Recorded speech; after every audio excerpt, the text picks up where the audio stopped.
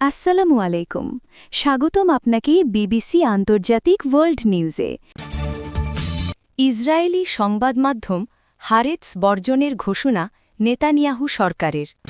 ২০২৬ সালে ভারত ও পাকিস্তানের মধ্যে যুদ্ধ বাঁধতে পারে। ইয়েমেন থেকে সেনা প্রত্যাহারের সিদ্ধান্ত আরব আমিরাতের। ট্রাম্পের হুমকির পর আগ্রাসনের কঠোর জবাব দেওয়ার হুঁশিয়ারি ইরানি প্রেসিডেন্টের। শুনছিলেন শিরোনাম, এইবার বিস্তারিত। ইসরায়েল রাষ্ট্র প্রতিষ্ঠার পর এই প্রথমবারের মতো দেশটির প্রভাবশালী দৈনিক হারেটসে বর্জনের ঘোষণা দিয়েছে সরকার। গাজা যুদ্ধে সংবাদপত্রটি শত্রুদের সমর্থন করছে এমন অভিযোগ তুলে এ সিদ্ধান্ত নেওয়া হয়েছে। ইসরায়েলি সেনাবাহিনী পরিচালিত রেডিও স্টেশন গালেই জাহালের তথ্য অনুযায়ী বিজ্ঞাপন ও সম্পাদকীয় উভয় ক্ষেত্রেই হারেতসের সঙ্গে সব ধরনের সম্পর্ক ছিন্ন করার সিদ্ধান্ত নিয়েছে সরকার। এ সিদ্ধান্তের আওতায় সব মন্ত্রণালয়, সরকারি বিজ্ঞাপনী সংস্থা এবং রাষ্ট্রীয় অর্থায়নে পরিচালিত কোম্পানিগুলোকে সংবাদপত্রটির সঙ্গে যে কোনো ধরনের যোগাযোগ বন্ধের নির্দেশ দেওয়া হয়েছে।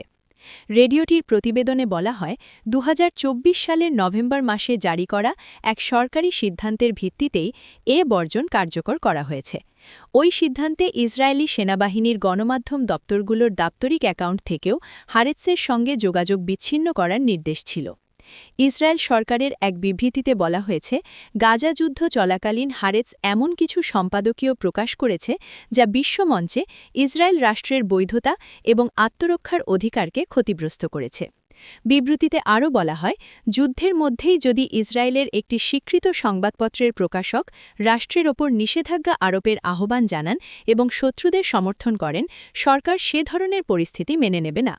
এই কারণেই পত্রিকাটির সঙ্গে সব ধরনের সম্পর্ক ছিন্ন এবং এর মাধ্যমে কোনো সরকারি বিবৃতি না দেওয়ার সিদ্ধান্ত নেওয়া হয়েছে। এই সিদ্ধান্ত এসেছে এমন এক সময় যখন মত প্রকাশের স্বাধীনতার ওপর নতুন বিধিনিষেধ আরোপ সংক্রান্ত একটি বিল নেসেটে প্রাথমিকভাবে পাশ হয়েছে। ইসরায়েলি দৈনিক ইয়েদিয়ত আহারোনত জানিয়েছে, গণমাধ্যম ব্যবস্থা সংস্কার শীর্ষক বিলটি যোগাযোগ মন্ত্রী শলোমো কারহি উত্থাপন করেন এবং নেসেটের প্লেনামে প্রথম পাঠে তা অনুমোদন পায়। সন্ত্রাসী তৎপরতা বাড়লে ২০২৬ সালে ভারত ও পাকিস্তানের মধ্যে আবারও সশস্ত্র সংঘাতের ঝুঁকি তৈরি হতে পারে, এমন আশঙ্কার কথা জানিয়েছে যুক্তরাষ্ট্রভিত্তিক think tank council on foreign relations CFR। মার্কিন পররাষ্ট্রনীতির বিশেষজ্ঞদের ওপর করা এক জরিপভিত্তিক প্রতিবেদনে দক্ষিণ এশিয়ার সাম্প্রতিক উত্তেজনা ও সংঘর্ষের প্রেক্ষাপটে এই মূল্যায়ন তুলে ধরা হয়েছে। গত রোববার প্রকাশিত প্রতিবেদনে বলা হয়, চলমান ও সম্ভাব্য আন্তর্জাতিক সংঘাত নিয়ে করা ওই জরিপে বিশেষজ্ঞরা মনে করছেন, উচ্চমাত্রার সন্ত্রাসী কার্যক্রম ভারত-পাকিস্তান সম্পর্ককে আবারও সংঘাতের দিকে ঠেলে দিতে পারে। প্রতিবেদনে উল্লেখ করা হয়েছে, দ্বিতীয় মেয়াদে ট্রাম্প প্রশাসন কঙ্গো, গাজা উপত্যকা ও ইউক্রেন সহ বিভিন্ন অঞ্চলের চলমান সংঘাত অবসানের চেষ্টা করেছে। একই সঙ্গে ভারত, পাকিস্তান এবং কম্বোডিয়া, থাইল্যান্ডের মধ্যকার উত্তেজনাও প্রশমনের উদ্যোগ নেওয়া হয়েছে বলে প্রতিবেদনে বলা হয়।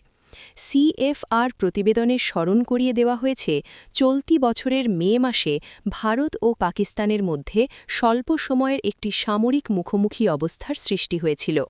জম্মু ও কাশ্মীরের পেহেলগ্রামে ভয়াবহ সন্ত্রাসী হামলায় ২৬ জন বেসামরিক নাগরিক নিহত হওয়ার ১ মাস পর ৩ দিনের ওই সংঘাত ঘটে।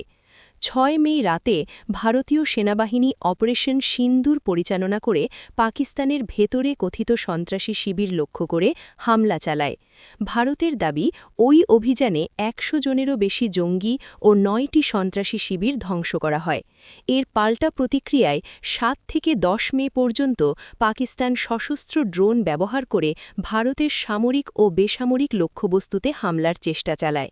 ভারতীয় সেনাবাহিনীর দাবি অনুযায়ী প্রতিটি ড্রোন অনুপ্রবেশ সফলভাবে প্রতিহত করা হয় এবং এতে কোনো প্রাণহানি বা ক্ষয়ক্ষতির ঘটনা ঘটেনি। ক্রমবর্ধমান চাপের মুখে শেষ পর্যন্ত পাকিস্তানের সামরিক নেতৃত্ব সংঘাত কমানোর উদ্যোগ নেয়। 10 মে ভারতের ডিরেক্টর জেনারেল অফ মিলিটারি অপারেশনের সঙ্গে তার পাকিস্তানি সমকক্ষের যোগাযোগের পর নিয়ন্ত্রণ রেখা বা LOC জুড়ে গোলাগুলি ও সামরিক তৎপরতা বন্ধে উভয় পক্ষ একটি সমঝোতায় পৌঁছে। সৌদি আরবের পক্ষ থেকে দেওয়া কড়া আল্টিমেটামের 24 ঘণ্টা পার হওয়ার আগেই ইয়েমেনে চলমান সামরিক ও সন্ত্রাস বিরোধী মিশন সমাপ্তির আনুষ্ঠানিক ঘোষণা দিয়েছে সংযুক্ত আরব আমিরাত। বুধবার 31 ডিসেম্বর আবুধাবি নিশ্চিত করেছে যে তারা শিগগিরই ইয়েমেন থেকে তাদের অবশিষ্ট সকল সৈন্যকে ফিরিয়ে আনবে। আমিরাতের সরকারি বার্তা সংস্থা ওয়াম প্রতিরক্ষা মন্ত্রণালয়ে বরাত দিয়ে এই চাঞ্চল্যকর তথ্য প্রকাশ করেছে। বুধবার 31 ডিসেম্বর আবুধাবি নিশ্চিত করেছে যে তারা শিগগিরই ইয়েমেন থেকে তাদের অবশিষ্ট সকল সৈন্যকে ফিরিয়ে আনবে। আমিরাতের সরকারি বার্তা সংস্থা ওয়াম প্রতিরক্ষা মন্ত্রণালয়ের বরাত দিয়ে এই চাঞ্চল্যকর তথ্য প্রকাশ করেছে। সামাজিক যোগাযোগ মাধ্যম এক্সে দেওয়া এক বিবৃতিতে আমিরাত সরকার জানিয়েছে যে তারা ইয়েমেনে তাদের পূর্ব নির্ধারিত লক্ষ্য পূরণ করেছে এবং এখন দেশটিতে অবস্থানরত সকল আমিরাতি সেনাকে দ্রুততম সময়ের মধ্যে স্বদেশে প্রত্যাবর্তনের প্রক্রিয়া শুরু করা হচ্ছে। বিশ্লেষকেরা মনে করছেন ইয়েমেনের বিচ্ছিন্নতাবাদী সশস্ত্র গোষ্ঠী সাউদার্ন ট্রানজিশনাল কাউন্সিলের STCর সঙ্গে আমিরাতের ঘনিষ্ঠতা এবং তাদের প্রত্যক্ষ সহযোগিতার বিষয়টি রিয়াদের জন্য চরম অস্বস্তির কারণ হয়ে দাঁড়িয়েছিল। এই ইস্যুতে সৌদি আরবের সঙ্গে আমিরাতের দীর্ঘদিনের কূটনৈতিক তিক্ততা ও আস্থার সংকট গত মঙ্গলবার এক চরম পর্যায়ে পৌঁছায়। মার্কিন প্রেসিডেন্ট ডোনাল্ড ট্রাম্পের নতুন করে হামলার হুমকির তীব্র প্রতিবাদ জানিয়েছেন ইরানি প্রেসিডেন্ট মাসুদ পেজিশকিয়ান। সেই সঙ্গে সতর্ক করেছেন যে কোনো আগ্রাসনের প্রতি কঠোর এবং অনুশোচনাপ্রসূত জবাব দেওয়া হবে। মঙ্গলবার 30 ডিসেম্বর পেজেশকিয়ান এক্স পোস্টে লিখেছেন, যে কোনো নিপীড়নমূলক আগ্রাসনের প্রতি ইসলামী প্রজাতন্ত্রের প্রতিক্রিয়া হবে কঠোর এবং অনুশোচনাপ্রসূত। গতকাল সোমবার ফ্লোরিডায় ইসরায়েলি প্রধানমন্ত্রী বেনিয়ামিন নেতানিয়াহুর সঙ্গে এক যৌথ সংবাদ সম্মেলনে ট্রাম্প হুমকি দিয়েছিলেন, আমি আশা করি তারা আবার জড়ো হওয়ার চেষ্টা করবে না, কারণ যদি তারা তা করে তাহলে খুব দ্রুত সেই জড়ো হওয়া নির্মূল করা ছাড়া আমাদের আর কোনো বিকল্প থাকবে না। তিনি বলেন, বিশ্বতে মার্কিন আক্রমণ গতবারের চেয়েও বেশি শক্তিশালী হতে পারে।